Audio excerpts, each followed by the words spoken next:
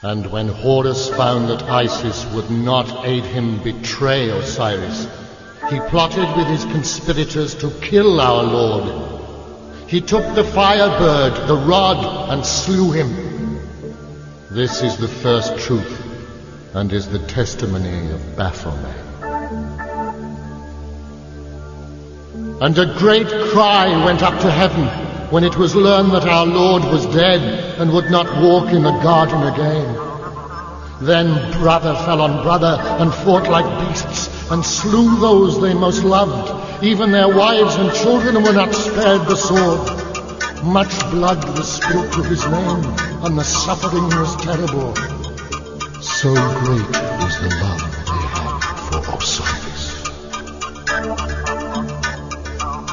This is the last part of Genesis, the history of the people of Isis, the Nephilim. And the secret remains that men have kept the identity of the goddess hidden, though her signs are everywhere if you have eyes to see them.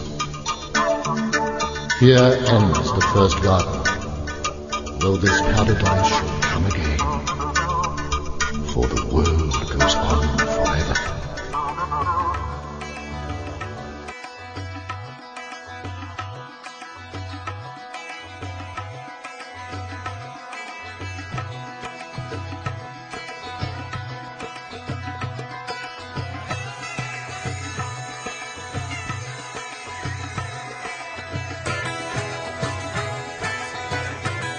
One scientist, I don't recall who it was, made an interesting comment that the universe is not stranger than you imagine.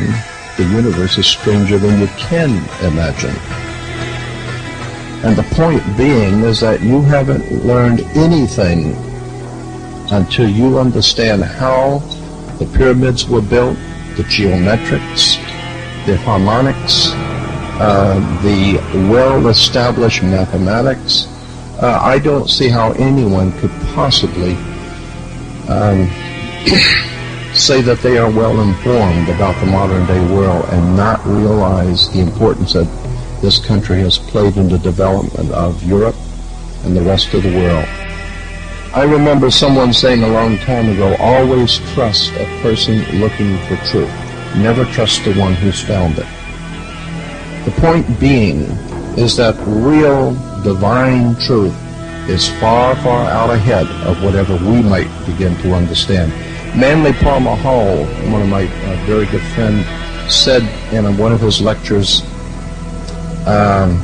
if you can intelligently explain to an audience something about God that everyone can understand, and that proves that you don't know anything about God.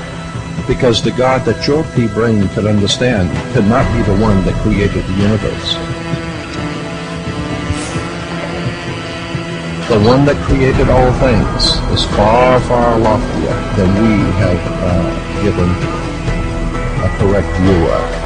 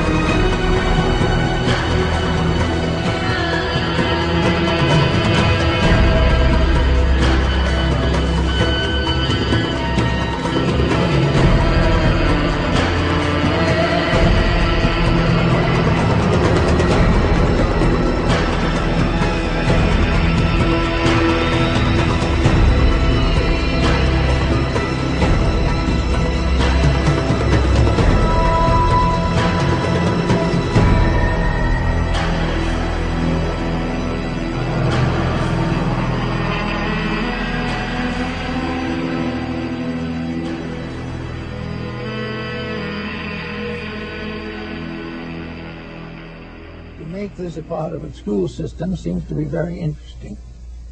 Now, I go back to Egypt, a very colorful country, for certain principles to discuss. In Egypt, the Egyptian was not born a citizen. This is interesting. When you came into the world, you were an Egyptian, but you were not a citizen of Egypt. You might have been born on the steps of the pyramid, but you were still not a citizen. This was because it was deemed that citizenship, mature participation in the labors of the state, required dedication, enlightenment, consecration, and, if necessary, self-sacrifice. Now, children in Egypt, up to around 15, 16 years old, wore a child lock of hair. It kind of hung down over the left eye and down onto the shoulder, a thin lock of hair. And this was called the child lock. And as long as that lock of hair was there, that person was not responsible for knowledge which he did not possess. He could not be blamed for mistakes that he did not know better than to make. But there came a ceremony finally, and in the presence of all concerned, the priests of Thebes and Luxor and Memphis gathered together those who were aspirants to become citizens of Egypt. And they had a great ceremony and convoked the gods and made these young people accept the responsibility of Egyptian citizenship. And from the records we still have of those old times, we get some key to what the instructions were. The first instruction was, you must obey the laws of the gods of Egypt. You must obey the laws of Osiris and Amenhotep. You must obey the laws of the state. Unless you are a true law abider, you cannot be a citizen. You had to be truthful, honest in your weights and measures, kind to those in need, helpful for the forlorn and the sick, forever charitable. And at this point was introduced the great negative confession of the Book of the Dead. When the Egyptian died and went into the other world, they believed in Egypt that he had to answer to the gods of the underworld for his reputation on earth. He had to be able to give a statement that he had kept the 600 rules by which the Egyptians regulated his conduct.